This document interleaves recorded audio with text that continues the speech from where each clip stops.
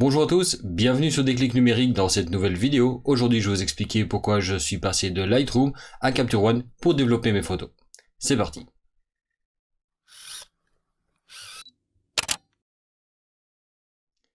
Alors si vous me suivez depuis quelques temps, vous devriez savoir qu'en 2018, je suis passé d'un réflexe à un Canon 5D Mark III à un hybride, un Sony Alpha 7 III. La raison pour laquelle je suis passé d'un appareil à l'autre, c'est simplement parce que le Sony Alpha 7 III répondait plus à mes besoins que le 5D Mark III. Il apportait des fonctionnalités qui me permettaient d'être plus efficace dans ce que je faisais, notamment pour du portrait avec le système de mise au point sur l'œil, etc.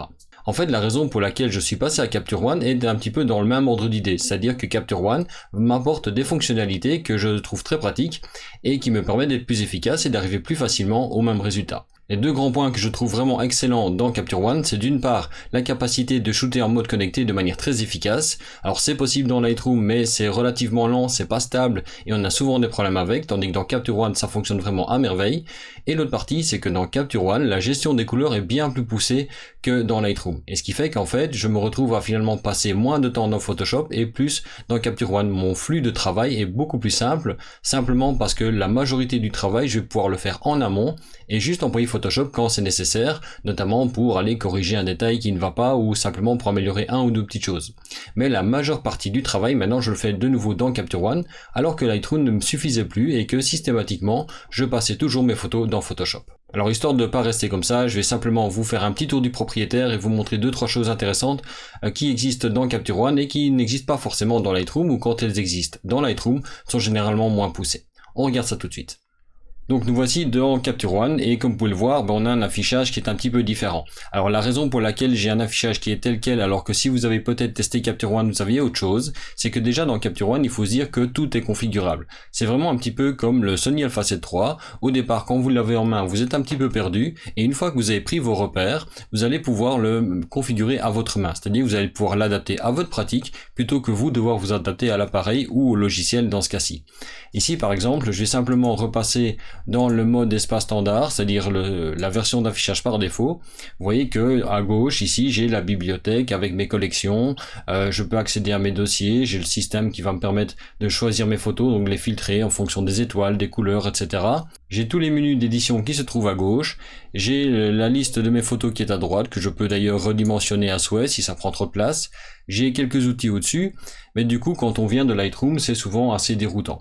Donc pour ça déjà, notamment dans Capture One, ils ont prévu un espace de travail qui va permettre de plus facilement passer de l'un à l'autre avec l'espace de travail migration. Quand on prend cet espace de travail là, on retrouve un petit peu l'idée de ce qu'on a dans Lightroom, donc avec ici notamment la gestion de la bibliothèque et des fichiers, vous avez toute la partie édition comme on le trouve dans Lightroom avec tous les menus un au-dessus des autres, et etc. etc. Maintenant, moi, une fois que j'ai pris un petit peu l'habitude de travailler avec, je me suis créé mon propre espace de travail. Et ça, forcément, c'est déjà un gros avantage de mon point de vue, c'est-à-dire que maintenant, j'ai décidé que, par exemple, la liste de mes photos devait être à gauche, et que mes outils devaient être à droite, et non pas en dessous ou au-dessus, etc. Donc, j'ai adapté à ce moment-là le logiciel à mes besoins. Alors histoire que vous voyez globalement ce qu'il est possible de faire dedans, moyennant des configurations, vous pouvez obtenir des affichages en gris comme on le fait dans Lightroom, comme ça ici. En fait la différence c'est que j'enlève juste la prévisualisation de l'image et ça moyennant la configuration d'un raccourci clavier on peut arriver au même résultat. Ici à gauche, en fait, j'ai configuré les différents outils. Donc vous avez au départ la partie qui permet de gérer la bibliothèque. Alors côté classification, on peut fonctionner vraiment comme dans Lightroom. On peut le faire soit en structurant ses dossiers, soit en créant des collections. Pour ma part, je préfère les collections et avoir toutes mes photos au même endroit, mais ça, de nouveau, c'est un choix. On a toute la partie qui va nous permettre de filtrer l'affichage des photos en fonction des nombres d'étoiles qu'on a mis, de la couleur, des mots-clés, de la date. Tout ça, c'est la même chose dans les deux logiciels. Ensuite, j'ai un espace où j'ai mis tous les outils que j'avais besoin. Vous avez notamment l'affichage de l'histogramme, vous avez les caractéristiques de base. Là, par exemple, on peut définir un profil par appareil. Par défaut, il applique un profil qui va traiter les couleurs telles que le fabricant le propose, mais vous pouvez également en définir de nouveau comme je l'ai fait pour certaines photos. Vous avez aussi la possibilité de gérer la courbe qui va être appliquée par défaut à la photo. Donc par exemple, normalement la photo devrait apparaître comme ça, mais vous pouvez mettre une réponse linéaire, c'est-à-dire une photo pour laquelle il n'y aurait aucun traitement qui serait fait à la sortie du boîtier. Ça, j'en parlerai sûrement dans une future vidéo. Moi ici par exemple, j'en avais choisi un qui remonte un petit peu les ombres. Vous avez la possibilité de modifier la balance des blancs et les nuances, donc ça revient à changer la température de couleur et la teinte dans Lightroom. Il y a la partie exposition avec l'exposition globale, le contraste, la luminosité. Alors la luminosité, c'est un curseur qui n'existe pas dans Lightroom, mais qui en fait a son équivalent, c'est-à-dire que là vous bougez uniquement les tons moyens. Vous avez la saturation, vous avez les hautes et les basses lumières. Par contre, on ne trouve pas les curseurs point noir et point blanc comme on les a dans Lightroom. Pour faire ça, on va avoir accès à d'autres fonctionnalités. Donc par exemple, on va avoir ici dans Capture One la possibilité de travailler avec les courbes de tonalité. Donc la courbe RGB, la courbe pour chaque couleur et une courbe de luminosité. Ce qui est intéressant aussi, c'est qu'on va retrouver d'autres outils qui sont ressemblants à ce qu'on a dans Photoshop. Par exemple ici, on a les niveaux. Les niveaux qui vont être justement le moyen d'ajuster le point noir et le point blanc des photos. Il y a les options de gestion du vignettage et vous avez aussi la clarté et qui a également un élément complémentaire qui s'appelle la structure. La clarté ressemble très fort à la clarté dans Lightroom, sauf qu'ici on peut paramétrer la manière dont elle va agir et la structure va être une espèce de clarté encore plus fine qui va travailler plutôt sur les contours des objets. Et ensuite, on arrive dans la partie qui est vraiment puissante dans Capture One, qui est la gestion des couleurs. Et là, de nouveau, je l'ai personnalisé, j'ai uniquement mis ce qui m'intéressait dedans, mais je vais avoir notamment un éditeur de couleurs, je vais avoir la balance des couleurs, la possibilité de matcher les couleurs entre différentes photos, et toute la partie conversion noir et blanc. Ce qui est vraiment super dans Capture One, pour vous le montrer, c'est la partie éditeur de couleurs. Je vais simplement vous montrer un exemple par rapport à une photo quelconque, donc je vais en prendre une par exemple ici. Dans cette photo, je pourrais me dire que je veux seulement m'attaquer à la partie rouge de la veste. Donc dans ce cas-ci, je peux aller dans l'éditeur de couleurs, je vais dans Avancer, je vais lui dire quelle couleur je veux ajuster. Vous voyez qu'il me crée à ce moment-là un élément ici, et je vais pouvoir maintenant travailler uniquement sur cette couleur-là.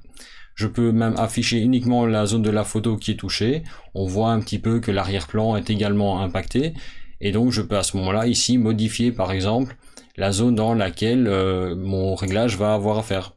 Et donc comme ça un petit peu réduire, que ce soit au niveau de la saturation, que ce soit au niveau de la luminosité, que ce soit peu importe le type de réglage que vous voulez faire, vous pouvez définir la plage de couleurs dans laquelle on travaille. Et ensuite je vais pouvoir par exemple ajuster la teinte, je vais pouvoir ajuster la saturation et je vais pouvoir ajuster la luminosité. Alors ici, je vais pas aller plus loin, mais vous voyez que ça ressemble très fort à l'outil TSL de Lightroom. La différence, c'est que dans l'outil TSL de Lightroom, on a cet outil-ci. En fait, simplement, on a des canaux de couleurs prédéfinis et on ne peut rien faire d'autre de plus. Ici, dans l'éditeur de couleurs, on va pouvoir chaque fois définir la plage de couleurs que l'on veut traiter. Si maintenant je décide de traiter ce bleu-là, je le crée et je peux par exemple le désaturer ou je peux à ce moment-là l'éclaircir, je peux le foncer, je peux augmenter sa saturation, je peux changer sa couleur, peu importe. On peut vraiment faire toutes les éditions de couleurs qu'on veut. Ça, c'est déjà une partie. Ensuite, on a toute la partie balance des couleurs qui est super puissante aussi. Par exemple, on va pouvoir donner une dominante de couleur à sa photo, c'est-à-dire qu'on va appliquer une espèce de filtre de couleur dessus. On a également la possibilité de jouer sur les couleurs dans les sombres, dans les tons moyens et dans les tons clairs, donc pour faire des espèces de virages partiels, mais avec plus de possibilités. Et on peut également afficher chacun de ces éléments séparément. Ce qui est vraiment pratique aussi dans Capture One, c'est que quand on l'utilise, parfois on se dit ben voilà, cet outil-là il n'est pas très bien, il n'est pas vraiment à sa place, j'ai un petit peu du mal à travailler avec. On peut simplement venir le déplacer. Donc par exemple la balance des couleurs, je peux le sortir ici, et si maintenant je veux travailler en finesse, je peux l'agrandir et à ce moment-là travailler de manière beaucoup plus délicate et avoir plus de contrôle sur les modifications que je fais. Et quand j'ai fini, je le remets simplement à sa place, tout simplement comme ça. Alors vous l'avez peut-être vu en passant, quand je suis passé sur les onglets, il y a en fait un élément qui s'appelle ici les calques. En fait ça c'est quelque chose de vraiment génial qu'il n'y a pas du tout dans Lightroom, c'est que dans Capture One on va pouvoir appliquer des informations sur base de calques. C'est-à-dire qu'à l'instar de ce que l'on fait dans Photoshop, on va pouvoir empiler des réglages et de définir que ces réglages vont s'appliquer globalement ou pas. Donc par exemple ici je peux très bien décider que je crée un nouveau calque. Et ce calque je peux l'appeler un test par exemple, je peux lui donner un nom. Le truc c'est que ce réglage il va en fait s'appliquer en fonction d'un masque, et donc si maintenant je veux que ce soit quelque chose qui s'applique totalement sur la photo, je fais remplir le masque, je peux appuyer sur la touche M pour afficher le masque. Vous voyez que j'ai un masque de fusion qui est en fait totalement rouge ici, donc ça veut dire que ça s'applique sur toute la photo. Je peux, comme on le ferait maintenant souvent dans Photoshop, travailler sur un masque de luminosité. Donc je vais pouvoir dire que par exemple, mon masque ne va s'appliquer qu'aux hautes lumières. Je vais pouvoir sélectionner la plage de luminosité dans laquelle je travaille. Ça, c'est une possibilité aussi. Ce que je peux faire également, c'est plutôt que ici, en fait, simplement avoir un masque qui est normal, je peux travailler avec un masque dégradé. Donc je vais ici dans l'outil au-dessus et je vais dire que je vais tracer un masque dégradé comme on le ferait en fait dans Lightroom avec le filtre dégradé. Ce qui est vraiment sympa ici, c'est qu'on peut le faire de manière asymétrique. Quand j'emploie la touche Alt sur PC, donc je suppose ça doit être option au Mac, je peux à ce moment-là, vous voyez, changer la manière dont le dégradé se répartit, mais sans que ce soit par rapport au centre. Je peux vraiment définir chaque côté ici différemment. Donc avoir une transition dure d'un côté, une transition douce de l'autre.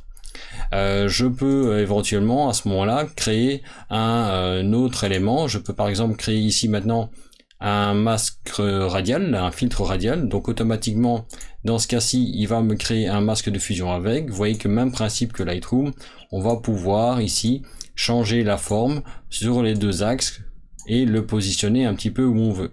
On a la possibilité aussi bien sûr d'inverser le calque. Par exemple, si je veux que le masque s'applique uniquement à l'intérieur et pas à l'extérieur, je fais inverser le masque et vous voyez qu'à ce moment-là, j'ai une zone de travail qui est la partie centrale du filtre radial comme j'ai là. Exactement le même principe que dans Lightroom. De nouveau, il faut juste faire à l'idée que les commandes sont pas pile poil les mêmes, mais on va pouvoir faire plus en général avec, puisqu'on a des fonctionnalités complémentaires comme le fait de pouvoir jouer sur un masque qui va être en fait asymétrique. Alors les calques, on va pouvoir en mettre jusqu'à 16, on peut pas en mettre une infinité, mais ça permet quand même déjà de faire pas mal de travail. Et donc par exemple, admettons que ici j'en crée un premier, je dis voilà, je veux faire une espèce de vignettage autour du visage. Dans ce que je vais faire ici, dans ce cas-là, je vais par exemple diminuer l'exposition et ça fonctionne. Si maintenant je trouve que mon affichage est un petit peu trop sombre et que j'ai exagéré sur le réglage, je peux soit modifier l'exposition de mon calque, soit je peux aussi jouer sur l'opacité du calque. Et ça, de nouveau, c'est un élément qu'il n'y a pas dans Lightroom, c'est-à-dire que les réglages que vous faites sur des calques, vous allez pouvoir les appliquer en fait avec une notion d'opacité, et de manière à ce que éventuellement vous ayez des espèces de pré-réglages que vous allez appliquer sur des calques, et quand vous les appliquez, à ce moment-là, vous allez pouvoir dire ok, je vais pouvoir encore les doser en fonction de leur opacité. Alors comme vous le voyez, la gestion des couleurs est quand même assez poussée, on a plein d'outils, on a en plus de ça les calques qui vont permettre de travailler de manière très sélective, avec soit des calques où on va mettre des masques de fusion dégradés avec un pinceau, avec un filtre radial, ou alors avec les masques de luminosité. Mais moi, ce qui m'a vraiment fait passer à Capture One, en fait, c'est simplement le fait que l'on puisse shooter de manière efficace en mode connecté. Alors, c'est quoi le mode connecté? Simplement, si je vous montre ici, j'ai mon Canon 5D Mark III qui est branché moyennant un câble USB sur mon PC. Et donc, dans ce cas-là, ça veut dire que quand je vais déclencher, au moment où je rallume mon appareil, bien sûr, les photos vont automatiquement être transvasées vers Capture One et je vais pouvoir travailler avec. Alors c'est possible de le faire dans Lightroom aussi, mais de 1, c'est pas stable et c'est vraiment pas fait pour. Ici, je vais vous montrer ce qui se passe. Donc je vais commencer simplement par allumer mon appareil. Il va sûrement vous faire un petit bruit. Voilà, il a reconnu mon appareil, c'est très bien. Et maintenant, je vais passer en mode capture. En mode capture, en fait, ici, on voit déjà qu'il a reconnu mon appareil. Donc, je suis sur un 5D Mark III.